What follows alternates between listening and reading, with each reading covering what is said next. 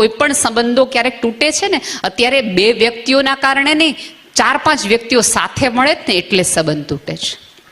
કોઈ કોઈને કહેવા વાળું નથી રહ્યું.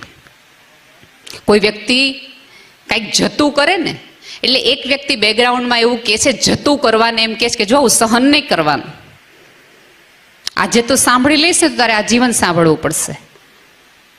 સાસુ પોતાના દીકરાને એમ કીધું કે આજે એનું કીધું કર્યું ને તો આજીવન કરવું પડશે, અને છોકરીની મમ્મી એવું કહે છે કે આજે તો સાંભળી લઈશ તો તારે હંમેશા સાંભળવું પડશે.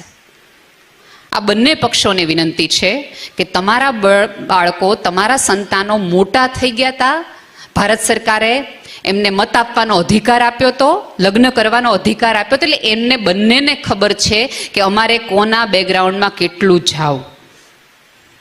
એમને કરી લેવા દો ને થોડી. એ તમારા સુધી પૂછવા આવે ને એટલી રાહ જોવો.